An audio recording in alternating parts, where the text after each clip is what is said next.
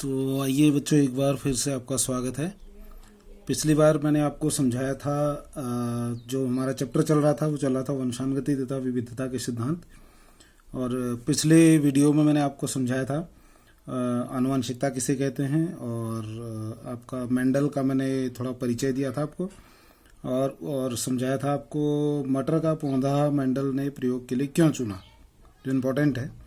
और उसके बाद मैंने इसमें चौथा टॉपिक आपको समझाया था कि मेंडल ने अपने प्रयोग के लिए मटर में कौन कौन से लक्षण लिए। आपको भी याद होगा कि पिछले उन्होंने अपने प्रयोग के लिए 7 लक्षण लिए थे, वो मैं समझा चुका हूँ आपको। तो आज जो है मैं आपको समझाऊंगा मेंडल के द्वारा दिए गए जो नियम है वो कौन कौन से नियम हैं, और उसमें से एक नियम को मैं आपको आज समझाऊंगा। तो मेंडल के आनुवंशिकता के नियम, आनुवंशिकी संबंधी नियम है, या मेंडल्स लॉ ऑफ इनहेरिटेंस। तो इसमें जो पहला नियम उन्होंने दिया वह है प्रभाविता का नियम।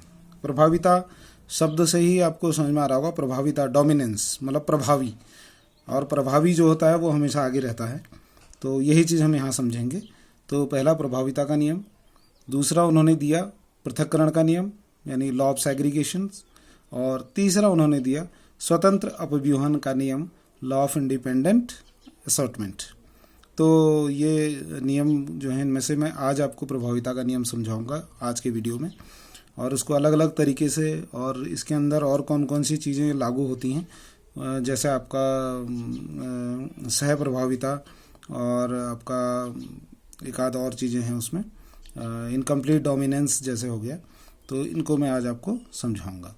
तो सबसे पहला जो हमारा टॉपिक है वो है प्रभाविता का नियम यानी कि लॉ ऑफ डोमिनेंस। तो लॉ ऑफ डोमिनेंस में होता क्या है, इसमें 2 लक्षणों को लेते हैं। उन 2 लक्षणों में एक प्रभावी लक्षण होता है और दूसरा जो है वो अप्रभावी यानी रेसेसिव। एक डोमिनेंट कैरेक्टर होता है और दूसरा जो है रेसेसिव कैरेक्टर होता है। जैसे कि आपके सामने आपको इसमें दिखाई देगा वीडियो में, जैसे 2 लक्षण हमने लिए हैं। पहला लिया हमने कैपिटल टी के रूप में लंबा पौधा, ठीक है। मेंडल ने अपना जो है प्रयोगों के लिए लक्षण जो लिए थे मटर में, वो लंबा और बौना पौधा भी लिया था। उन्हीं में से हमने एक लक्षण लिया है, पहला लंबा पौधा, ठीक है, लंबा पौधा। और दूसरा जो है इसमें लक्षण लिया हमने बौना पौधा। हमने लंबे पौधे को कैपिटल टी से प्रदर्शित किया है, ठीक, और बौने पौधे को स्मॉल टी से प्रदर्शित किया है, ठीक है, कैपिटल टी और स्मॉल टी। अब इसमें हम जब क्रॉस कराते हैं तो ये जो है आपका ये कैपिटल टी और स्मॉल टी ये दोनों पेरेंट हैं। ये दोनों क्या हैं? पेरेंट। तो अगला जो है इसके ये जो है इसके डिनोशंस हैं, मैंने अभी आपको बता दिया है। कैपिटल टी मतलब टॉल यानी प्रभावी लक्षण है, और capital T small T impure tall है, लंबा है लेकिन इम्प्योर है, प्योर जो है ये है। और तीसरा आपका स्मॉल टी यानी कि ड्वार्फ अप्रभावी लक्षण है। ड्वार्फ मतलब बौना होता है। तो लंबा और बौना पौधे के बीच में हम क्रॉस कराएंगे। तो अब इसके जो गैमेट्स हैं या फिर ये कहें इनके जीन्स जो हैं ये हमको दिखाई देंगे। यानी कि पहला जीन इन 2 टी हैं, एक जीन हो गया और दूसरा टी जो है वो दूसरा जीन हो गया। ये दोनों जीन्स अलग अलग हमने इनको जब क्रॉस कराने के लिए हमने इनको तैयार किया है। एक जीन ये हो गया, एक ये हो गया, गैमेट भी इनको कह सकते हैं। ऐसे ही स्मॉल टी के भी 2 गैमेट्स, एक स्मॉल टी ये हो गया और दूसरा स्मॉल टी ये हो गया। दोनों आपके सामने हैं। इसके बाद इनमें जब हम क्रॉस कराते हैं, ये दोनों ये गैमेट हैं या फिर इनको जीन भी कह सकते हैं इनके। अब हम जब क्रॉस कराते हैं तो क्रॉस कराना आपको भलीभांति सीखना चाहिए। हम इस टी का क्रॉस पहले इन दोनों से कराते हैं, इस वाले टी का इन दोनों से, फिर इस वाले टी का इन दोनों से। अब कैसे कराते हैं मैंने पूरी विधि प्रक्रिया सहित आपको दिखा रखा है इसमें, तो आप बिल्कुल वैसे ही कीजिएगा। जैसे एक लाइन इस टी से नीचे को आई, अब दूसरा जो है इस टी से मिल गया है। अब एक कैपिटल टी और एक स्मॉल टी, ये दोनों मिलकर यहाँ पे एक कैपिटल टी और एक स्मॉल टी यहाँ पर बनाएंगे। ये आपको समझ में आ गया। अब मैंने अभी आपको यहाँ डिनोशंस में यहाँ रिप्रेजेंट किया था। यहाँ पर डिनोशन में आपको दिखाई दे रहा होगा, एक कैपिटल टी है, एक स्मॉल टी। ये इम्प्योर टॉल है, लंबा तो है लेकिन ये प्योर लंबा नहीं है। ये प्योर लंबा ऊपर है, कैपिटल टी। ये दोनों की मिक्स प्रजाति जो है ये आपका इम्प्योर टॉल। आपका टॉल तो है, लंबा है लेकिन इम्प्योर है। तो जो पहला टी और दूसरा स्मॉल टी दोनों मिले तो एक कैपिटल टी स्मॉल टी मिले। इसके बाद नेक्स्ट जो हम क्रॉस करा रहे हैं वो मैंने आपको बताया कि पहले हम इस टी को इस टी से मिलाएंगे, फिर इस टी को इस टी से मिलाएंगे। ठीक है, तो अब ये दूसरा है, ये टी और ये टी दोनों मिलेंगे तो यहाँ पर भी हमें यही लक्षण दिखाई देंगे जो ये है, ये कैपिटल टी और स्मॉल टी। ठीक है, ऐसे ही तीसरे में अब हम इसको इससे मिलाएंगे, हम अब इन टी से दोनों को मिलाएंगे। पहले इस टी को इस टी से मिलाएंगे, ये क्रॉस इसके साथ होगा तो यहाँ भी हमको वही रिजल्ट मिलेंगे, कैपिटल टी और स्मॉल टी आपको देखने को। ये कैपिटल टी और स्मॉल टी, ये भी लंबा पौधा है। और चौथा जो है फिर हमने इसको इसी से मिलाना है।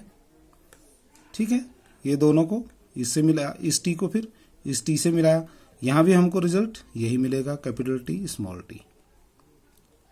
ठीक हो गया।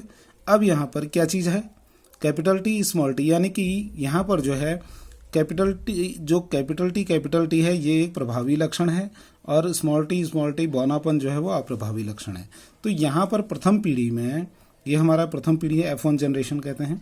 तो प्रथम पीढ़ी में सभी पौधे लंबे पैदा हुए, प्रथम पीढ़ी में सभी पौधे लंबे पैदा हुए। लंबे किसका लक्षण है, लंबापन इसका लक्षण है।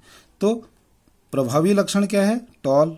तो ये पहली पीढ़ी में सभी पौधे हमें लंबे प्राप्त हुए हैं, यानी कि लंबापन क्या है, प्रभावी है, लंबापन प्रभावी लक्षण है। तो पहली पीढ़ी में सभी जो हमको संततियां प्राप्त हुई हैं वो लंबी यानी कि प्रभावी लक्षण हमको मिले हैं। ठीक है, प्रभावी लक्षण लंबापन है और प्रथम पीढ़ी में सभी पौधे लंबे प्राप्त होते हैं।